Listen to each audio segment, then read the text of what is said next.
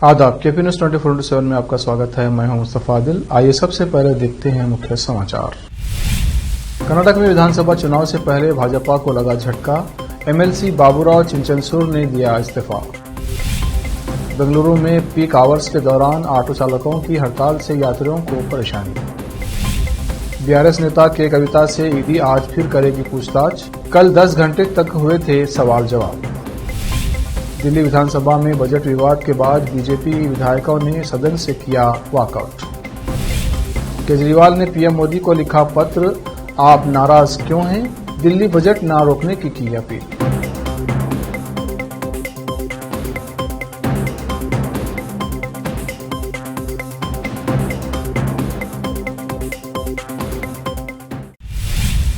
अब समाचार विस्तार से। सोमवार रात को तालुका चिटगुप्पा के वडनखेरा के ग्राम पंचायत सदस्य मोहम्मद बिलाल सेरिकार व सचिन नांदेड़कर के नेतृत्व में 100 से अधिक लोग बीजेपी व कांग्रेस छोड़कर जेडीएस में शामिल हो गए।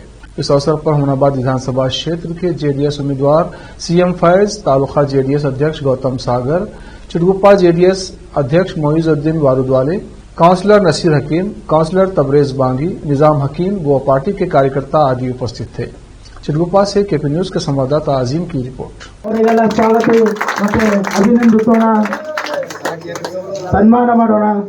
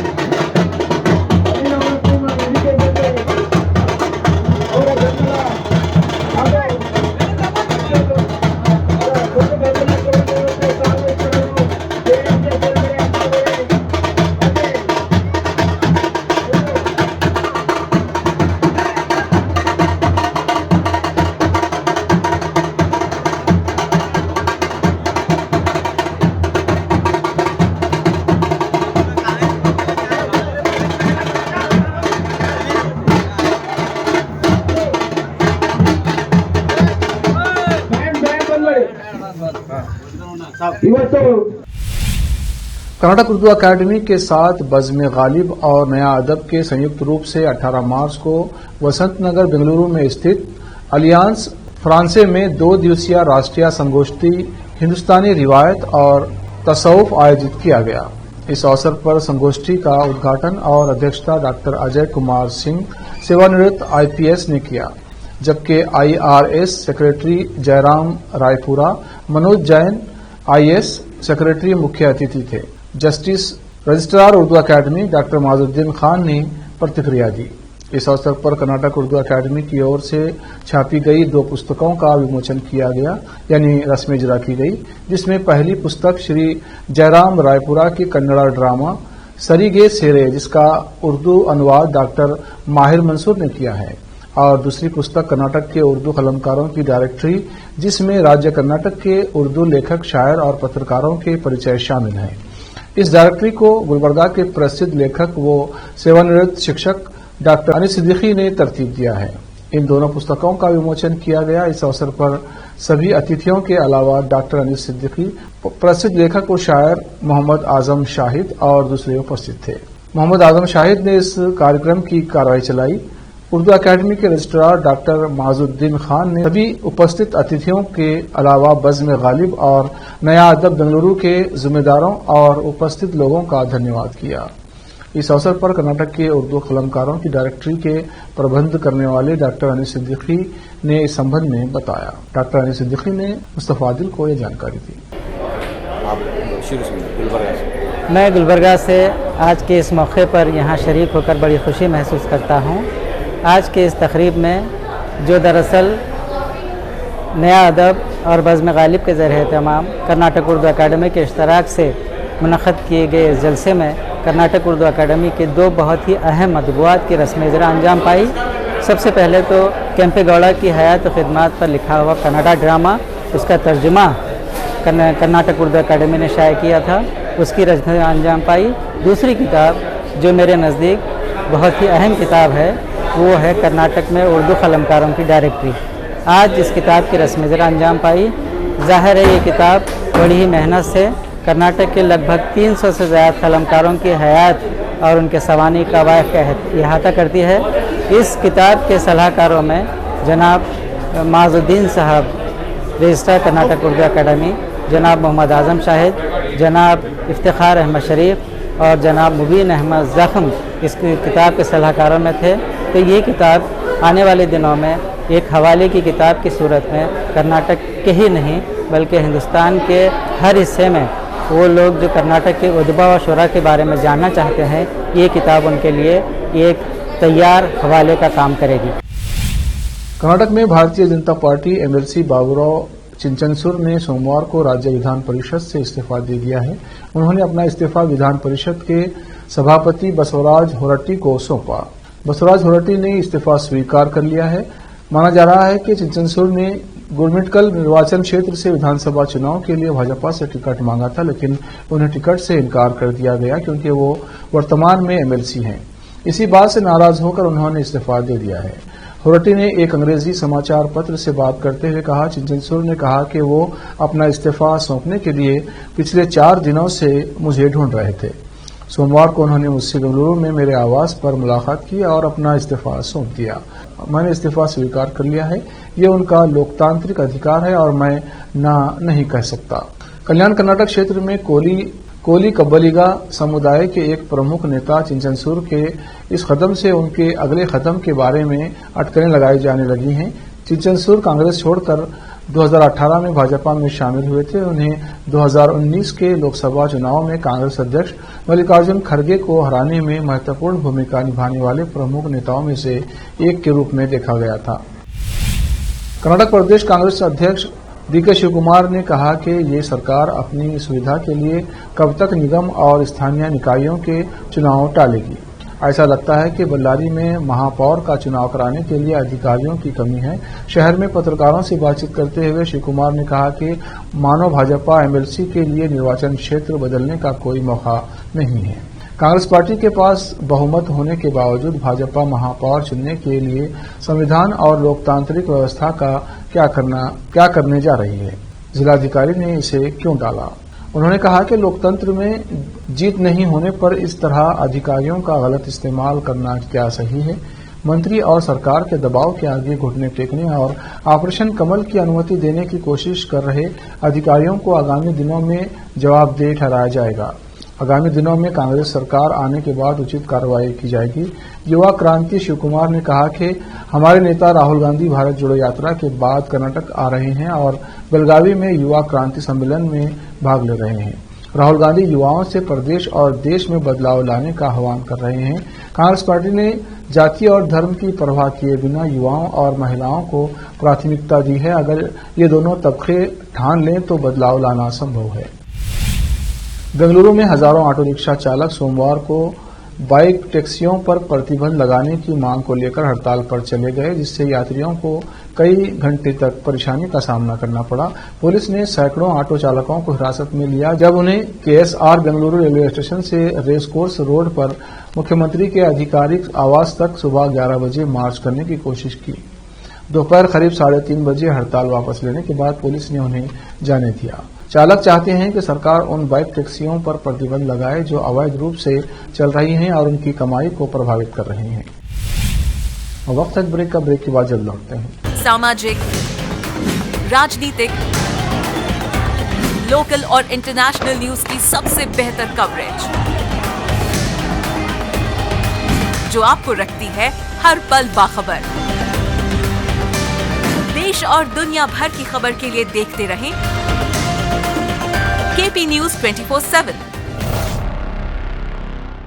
नूर एजुकेशन ट्रस्ट बीदर की ओर से चलाए जाने वाला Noor MEd and BEd college Bidar, recognised by NCTE Delhi and affiliated to Gulbarga University, Gulbarga. Admission are open for the academic year 2022-23. विशेषज्ञ और सक्षम शिक्षकों द्वारा शिक्षा प्राप्त करने के लिए नूर एमएड एंड बीएड कॉलेज में दाखिला लें और शांत वातावरण में शिक्षा प्राप्त करें। बीदर शहर में बेहतर शिक्षा का एकमात्र केंद्र Noor MEd and BEd college, Shahpur gate, Bidar. Phone numbers 9945283920, 8482221297। Bidar शहर में वैसे तो कई होटल्स हैं, मगर क्या आपको मालूम है कि बीदर में एक शानदार 3 स्टार होटल भी है? जी हाँ दोस्तों, बीदर में अब 3 स्टार होटल ओपन हो गई है। बीदर से जनवाड़ा रोड पर खुले वातावरण और सुखद पर्यावरण में अपनी बेहतर सर्विस से ग्राहकों का मन मोह लेने वाली वाइब होटल्स, जहां पर इंडियन, चाइनीज, कॉन्टिनेंटल और साउथ इंडियन खाना कम कीमत पर उपलब्ध है। वही फूड क्वालिटी वो सब वगैरह अच्छा है और कॉकटेल के लिए फैमिली सब आ सकते हैं। क्वालिटी भी अच्छा है और they should come and taste the food and the prices are normal. It is not high and all. ಬೀದರಲ್ಲಿ ಫಸ್ಟ್ ಟೈಮ್ 3 ಸ್ಟಾರ್ ಹೋಟೆಲ್ ತುಂಬ ಚೆನ್ನಾಗಿ ಅನಿಸ್ತಾ ಇದೆ. ಫ್ಯಾಮಿಲಿ ಬರಲಿಕ್ಕೆ ಚೆನ್ನಾಗಿದೆ, ಪ್ಲೇಸಸ್ ಚೆನ್ನಾಗಿ ವಾತಾವರಣ ಇದೆ. साथ ही यहाँ पर बीदर बारबेक्यू रेस्टोरेंट, पुल साइड रेस्टोरेंट और सस्या नाम से वेज रेस्टोरेंट के अलावा बार, जिम, स्विमिंग पूल, 1500 लोगों के लिए ओपन लॉन, 100 लोगों के लिए बैंक्वेट हॉल मौजूद है। और यहाँ पर सूट रूम्स के अलावा डिलक्स रूम भी उपलब्ध हैं, जिनमें सभी प्रकार की सुविधा है। वाइब होटल्स के मालिक राजू मालगे हैं। विभिन्न प्रकार के स्वादिष्ट भोजन और यहाँ पर उपलब्ध रूम्स में रहने का आनंद उठाने के लिए एक बार ज़रूर चले आइए। वाइब 3 स्टार होटल जो ओपन हुई है, यहाँ पर मैं 2-3 बार आया हूँ और यहाँ का टेस्ट भी बहुत अच्छा है। सभी रीज़नेबल हैं यहाँ पे रेट्स वगैरह। याद रखिए, वाइब होटल्स, जहां आप एक बार आएंगे तो बार बार आना पसंद करेंगे और यहां के स्वादिष्ट भोजन आपका मन मोह लेंगे। याद रखिए, बीदर ज़िले की एकमात्र 3 star vibe hotel, Janwada road, Navadgiri, Bidar, Karnataka. Contact numbers हैं नूतन हेगड़े, होटल GM, 9606027120। नमस्ते, मेरा नाम नूतन है और हम लोग राजू मिलगे साहब ने बीदर में एक अच्छे से 3 स्टार होटल ओपन किया है अभी। Great destinations hotels and resorts management company के लिए रन करने के लिए दिया है। बीदर का क्राउड के लिए क्या चाहिए, क्या ज़रूरत है, इसका हिसाब से हम लोग होटल को प्राइसिंग भी किया है। और है कि हमारा pure vegetarian restaurant, south Indian restaurant, सस्या वेजिटेरियन रेस्टोरेंट है। और होटल में आपको स्विमिंग पूल है, जिम है और बहुत कुछ जो चाहिए आपको फैसिलिटीज़ अवेलेबल है। तो आपको मॉर्निंग वॉक के लिए भी जा सकते हैं, उतना जगह है इधर सब। सो प्लीज़ सब लोग एक बार आके हमारा खाना और हमारा सर्विस, रूम्स एंड हॉस्पिटैलिटी को एंजॉय करके आपका सपोर्ट देने के लिए चाहते हैं। रिसेप्शन का नंबर है 8482460982। ईमेल reservations.b@vibehotels.com और वेबसाइट है www.vibehotels.com। ब्रेक के बाद फिर एक बार आपका स्वागत है। आइए देखते हैं आगे के समाचार। प्रवर्तन निदेशालय यानी ईडी ने दिल्ली शराब घोटाले से जुड़े मनी लॉन्ड्रिंग मामले में भारत राष्ट्र समिति BRS नेता और तेलंगाना के मुख्यमंत्री के चंद्रशेखर राव की बेटी के कविता से कल यानी सोमवार को करीब 10 घंटे पूछताछ की। कविता मध्य दिल्ली के ईडी मुख्यालय पर सोमवार सुबह 10:30 बजे पहुंची थी। उनसे पूछताछ और उनके बयान दर्ज करने की कार्रवाई 11 बजे के करीब शुरू हुई और शाम 9:15 बजे तक चली। ईडी ने कविता को आज 21 मार्च फिर से पूछताछ के लिए बुलाया है। बता दें कि इसी शराब घोटाले में दिल्ली के उप मुख्यमंत्री रहे मनीष सिसोदिया को CBI ने गिरफ्तार किया है। ईडी ने BRS की MLC कविता से दूसरी बार पूछताछ की है। पहली बार में उनसे 11 मार्च को सवाल जवाब किए गए थे। उसके बाद उन्हें दोबारा 16 मार्च को बुलाया था, लेकिन इसी मामले में सुप्रीम कोर्ट में लंबित मामले का हवाला देकर वो पेश नहीं हुई थी। दिल्ली में अब बजट को लेकर केजरीवाल सरकार और केंद्र आमने सामने हैं। आज दिल्ली विधानसभा में बजट पेश नहीं होने जा रहा है। बजट विवाद के बाद बीजेपी विधायकों ने सदन से वॉकआउट किया। विधानसभा अध्यक्ष ने कहा कि जिस तरह बीजेपी ने शोर मचाया है, मैं उसकी घोर निंदा करता हूं। इससे पहले दिल्ली सरकार के सूत्रों ने कहा कि केंद्रीय गृह मंत्रालय ने केजरीवाल सरकार के बजट पर रोक लगा दी है और इसे मंगलवार को विधानसभा में पेश नहीं किया जाएगा। हालांकि दोनों ही ओर से आरोप प्रत्यारोप का दौर जारी है।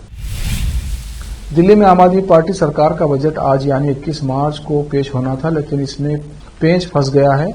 बजट पर गृह मंत्रालय ने केजरीवाल सरकार से स्पष्टीकरण मांगा है।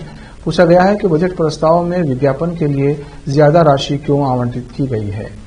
दिल्ली सरकार की तरफ से बड़ा दावा किया गया है कि गृह मंत्रालय झूठ बोल रहा है। मुख्यमंत्री अरविंद केजरीवाल ने प्रधानमंत्री नरेंद्र मोदी को पत्र लिखकर दिल्ली के बजट को नहीं रोकने का अनुरोध किया है। दिल्ली के मुख्यमंत्री अरविंद केजरीवाल ने पीएम नरेंद्र मोदी को पत्र लिखकर दिल्ली के बजट को नहीं रोकने का अनुरोध किया है। सीएम केजरीवाल ने पीएम मोदी को लिखे अपने पत्र में लिखा, देश के 75 साल के इतिहास में ऐसा पहली बार हुआ है कि किसी राज्य का बजट रोका गया है। आप दिल्ली की जनता से क्यों परेशान हैं? कांग्रेस अध्यक्ष मल्लिकार्जुन खड़गे ने प्रधानमंत्री नरेंद्र मोदी पर पलटवार किया है। खड़गे ने पीएम मोदी की तरफ से उनको लेकर की गई रिमोट कंट्रोल वाली टिप्पणी पर जवाब देते हुए सोमवार 20 मार्च को पूछा, बीजेपी चीफ जेपी नड्डा का रिमोट कंट्रोल किसके पास है? केंद्र सरकार पर कांग्रेस नेता राहुल गांधी को सच बोलने के लिए परेशान करने का आरोप लगाते हुए कांग्रेस अध्यक्ष ने कहा कि वो ऐसी चीजों से डरते नहीं हैं और हर चीज के लिए तैयार हैं। खड़गे ने कहा, मोदी बेलगावी आए और कहा खड़गे अध्यक्ष बन गए हैं, लेकिन रिमोट कंट्रोल किसी और के पास है। ठीक है, मेरा रिमोट कंट्रोल किसी और के पास है, लेकिन नड्डा का रिमोट कंट्रोल कहां है? कर्नाटक कांग्रेस की प्रदेश इकाई की ओर से आयोजित एक युवा सम्मेलन युवा क्रांति समावेश को संबोधित करते हुए खड़गे ने कहा, नड्डा किसके रिमोट के नियंत्रण में बोलते हैं? हमारे यानी कांग्रेस के लिए आपके कांग्रेस अध्यक्ष मल्लिकार्जुन खड़गे ने प्रधानमंत्री नरेंद्र मोदी पर पलटवार किया है। खड़गे ने पीएम मोदी की तरफ से उनको लेकर की गई रिमोट कंट्रोल वाली टिप्पणी पर जवाब देते हुए सोमवार 20 मार्च को पूछा, बीजेपी चीफ जेपी नड्डा का रिमोट कंट्रोल किसके पास है? अब लेते हैं एक और ब्रेक के बाद जल्द लौटते हैं। हिंदुस्तान के हर कोने में हम हैं मौजूद। 24 घंटे हालात पर गहरी नजर, खबरों से जुड़े चुपते सवालात और आपको दिखाता है धार्मिक, सामाजिक, राजनीतिक, लोकल और इंटरनेशनल न्यूज की सबसे बेहतर कवरेज जो आपको रखती है हर पल बाखबर। देश और दुनिया भर की खबर के लिए देखते रहें केपी न्यूज 24/7।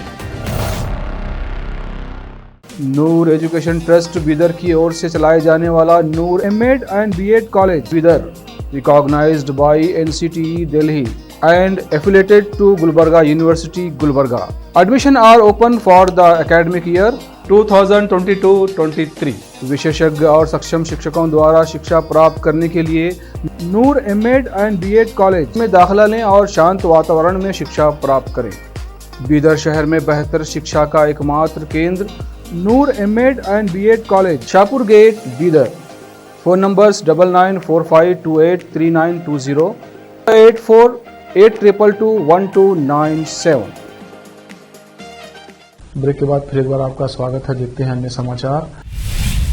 वैसे रामपुर चाकू दुनिया भर में मशहूर है, लेकिन अब विश्व का सबसे बड़ा ये चाकू यहाँ की पहचान बन गया है। बरेली के झुमका चौक के तर्ज पर रामपुर में चाकू चौक बनाया गया है, जिसका लोकार्पण सोमवार की शाम भाजपा सांसद घनश्याम सिंह लोधी, भाजपा विधायक आकाश सक्सेना, मंडल आयुक्त अंजनेय कुमार सिंह और डीएम रविंद्र कुमार मांदड़ ने किया। जब दुनिया के सबसे बड़े चाकू और चाकू चौराहे का लोकार्पण हुआ तो पूरा चौराहा हाईमास्ट लाइटों से जगमगा उठा। इस दौरान वक्ताओं ने कहा कि सरकार ने डर के प्रतीक रामपुर के चाकू को शिल्प का रूप देने का कार्य किया है। आगे भी रामपुर की पुरानी पहचान जिन्हें मिटाने का प्रयास किया गया, उन्हें उभारने के लिए प्रयास जारी रहेंगे।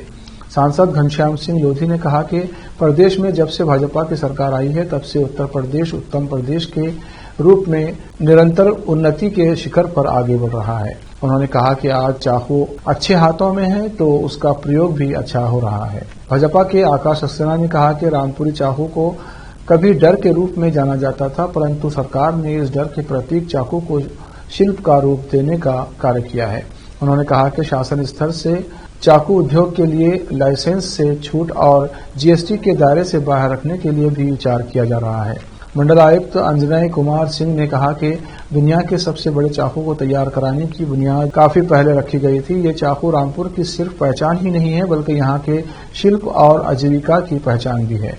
रामपुर के चाकू को आकर्षण का केंद्र बनाने के उद्देश्य से जिलाधिकारी रविंद्र कुमार मांदर के नेतृत्व में रामपुर विकास प्राधिकरण की ओर से नैनीताल हाईवे पर चाकू चौराहा तैयार कराया गया है। इस चाकू चौराहे पर 6.10 मीटर लंबी पीतल और स्टील की मिश्रा धातु से ये विशालकाय चाकू स्थापित कराया गया है।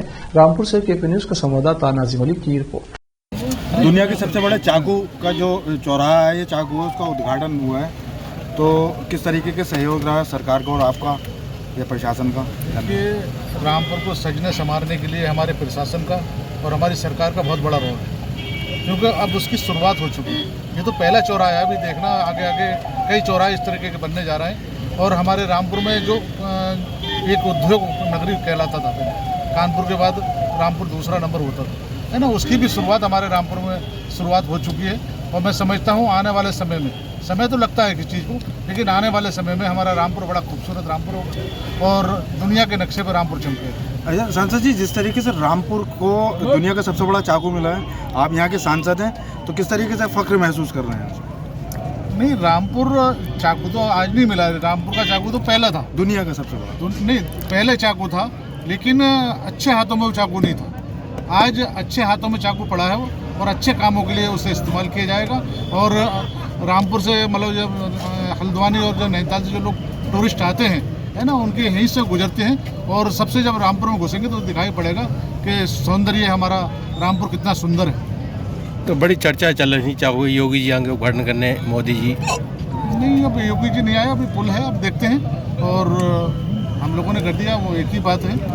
माननीय मोदी योगी जी बहुत मुख्यमंत्री हैं और बहुत बड़ा काम उत्तर प्रदेश है, इसलिए जब भी जरूरत होगी बुला लेंगे।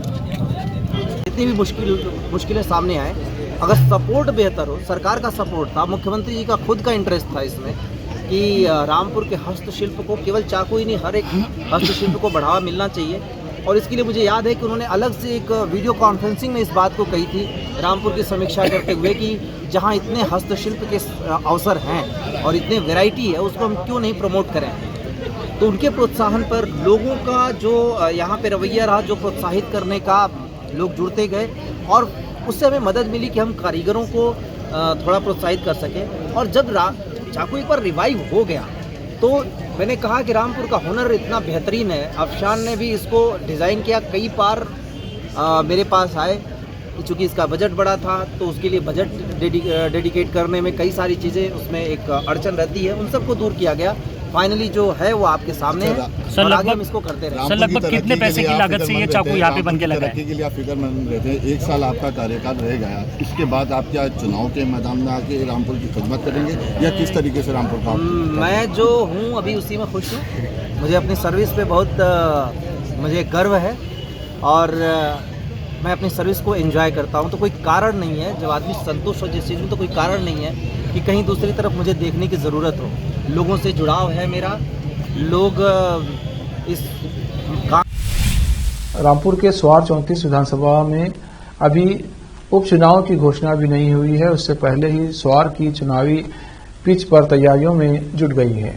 स्वार में आज बहुजन समाज पार्टी ने जनसभा के जरिए उपचुनाव की तैयारियों में जुटने के लिए कार्यकर्ताओं से कहा। सूत्रों की माने तो बसपा स्वार के ही रहने वाले युवा साजिद अली को पार्टी की सदस्यता दिलाकर पार्टी चुनावी मैदान में उतार सकती है। इसकी वजह भी है, इस बार चुनाव में स्वार टांडा की जनता की मांग है कि वो अपना विधायक स्वार टांडा का ही बनाएंगे। विधानसभा 34 उपचुनाव पर सभी की निगाहें हैं। उपचुनाव की घोषणा अभी हुई नहीं है, उसके बाद भी सभी पार्टियां चुनाव लड़ने की तैयारियों में जुट गई हैं। अभी ही पोस्टर भी लगना शुरू हो गए हैं।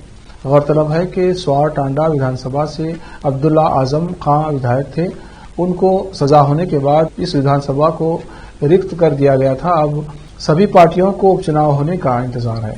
सभी पार्टियों की निगाहें हैं और चुनाव लड़ने की तैयारियों में जुट गए हैं, जिसमें बसपा ने आज विधानसभा कर अपनी ताकत दिखाई है और ग्रामीण इलाकों में दलित वोटों के साथ साथ अल्पसंख्यक समाज के वोटों को जोड़ने का काम किया जा रहा है। बसपा के उत्तर प्रदेश प्रभारी शमसुद्दीन राय ने कहा कि भाजपा मंदिर मस्जिद के नाम की सियासत करती है, इंसानियत का विनाश कर रही है, जिसको लोगों को समझना चाहिए और बसपा पर विश्वास रखना चाहिए। विधानसभा 34 में चुनाव जरूर लड़ेंगे। रामपुर से केपी न्यूज के संवाददाता नाजिम अली की रिपोर्ट। अगर हमारी बहुजन समाज पार्टी और पार्टी की सुप्रीमो बहन कुमारी मायावती जी अगर चुनाव लड़ाती हैं उपचुनाव में, तो उपचुनाव लड़ने की पूरी तैयारी है हमारी तरफ से। उद्देश्य हमारी नेता बहुजन समाज पार्टी की राष्ट्रीय अध्यक्ष बहन कुमारी मायावती जी के संदेश के पूरे प्रदेश में गांव चलो अभियान, हर गांव में, हर कस्बे में बूथ का, सेक्टर का कैडर हमारा हो रहा है। ये हमारा हमने 10 बूथों का पूरा, आपने देखा हज़ारों लोग इस कैडर कैंप में आए हैं। 10 बूथों का हमने हाज़िरी ली, सेक्टर की हाज़िरी ली, हमारे जो पदाधिकारी हैं उनकी हाज़िरी लेकर हम लोग एक तैयारी करते हैं। हमेशा बहुजन समाज पार्टी का एक एक कार्यकर्ता हमेशा तैयार रहता, उसी की हम लोग थोड़ा सा देखना चाहते हैं। आदेश है कि सेक्टर वाइज सेक्टर आप लोग कैडर कैंप करिए और सभी समाज को जोड़ने का काम करिए, और इस प्रदेश के अंदर जो भाईचारा बिगड़ा है उस भाईचारे में हर समाज के, हर धर्म, हर जाति, हर मज़हब के लोगों को जोड़ने का काम करिए। और जो आज भारतीय जनता पार्टी की सरकार चल रही है और पिछली समाजवादी पार्टी, दोनों ने जो भाईचारा बिगाड़ा उसको हम लोग भाईचारा बनाने का काम करें। चुनाव लड़ेंगे आप? देखिए अभी तो कोई ऐसी बात नहीं है, लेकिन हम हो सकता हमारी नेता, हमारी बहुजन समाज पार्टी के राष्ट्रीय अध्यक्ष जी से हम बात रखेंगे। अगर जो भी फैसला होगा फिर हम आपको सामने बताने का काम करेंगे। बसपा का जनाधार धीरे खत्म सा हो रहा है, धीरे धीरे उसको किस तरह से आप बढ़ाएंगे जनाधार को? देखिए एक बात ध्यान रखो, जो आपने जनाधार की बात करी, बहुजन समाज पार्टी का जो बेस वोट है, कोर वोट है, जो बेस है, आप पत्रकार हैं, आप जानते हैं बेस वोट से भी ज़्यादा हमको वोट मिला है। किस तरह का कार्यक्रम था? देखिए बहुजन समाज पार्टी की राष्ट्रीय अध्यक्ष बहन कुमारी मायावती जी के आदेश पर गांव चलो अभियान के तहत कैडर कैंप के माध्यम से एक संदेश देने का काम किया जा रहा है कि हमें आने वाले 2024 में किस तरीके से पार्टी को सत्ता में लाना है। तो माननीय बहन जी का संदेश हमारे मुख्य अतिथि प्रभारी लोग आके दे रहे हैं और ये क्रम पूरे प्रदेश में जो है लागू है। उपचुनाव में क्या स्वार विधानसभा से आपकी पार्टी प्रत्याशी उतारने के लिए है आगे? देखिए अभी सीट रिक्त हुई है, जैसे ही चुनाव की घोषणा होगी तो पार्टी हाईकमान को ये प्रस्ताव भेज दिया है कि हमारे कार्यकर्ता विधानसभा के जिले के चुनाव लड़ाना चाहते हैं। तो मुझे उम्मीद है कि हाईकमान की मोहर इस पर लग जाएगी और हम लोग चुनाव लड़ेंगे। अच्छा अध्यक्ष जी ये बताइए, बिजली का जो बवाला है पूरे उत्तर प्रदेश में चल रहा है, तमाम राजनीतिक पार्टियां इसमें सियासत कर रही है, तो क्या लगता है आपको? देखिए भारतीय जनता पार्टी। आखिर में फिर एक बार देखते हैं मुख्य समाचार। कर्नाटक में विधानसभा चुनाव से पहले भाजपा को लगा झटका, एमएलसी बाबूराव चिंचनसूर ने दिया इस्तीफा। बेंगलुरु में पीक आवर्स के दौरान ऑटो चालकों की हड़ताल से यात्रियों को परेशानी। बीआरएस नेता के कविता से ईडी आज फिर करेगी पूछताछ, कल 10 घंटे तक हुए थे सवाल जवाब। दिल्ली विधानसभा में बजट विवाद के बाद बीजेपी विधायकों ने सदन से किया वॉकआउट। केजरीवाल ने पीएम मोदी को लिखा पत्र, आप नाराज क्यों हैं, दिल्ली बजट न रोकने की अपील।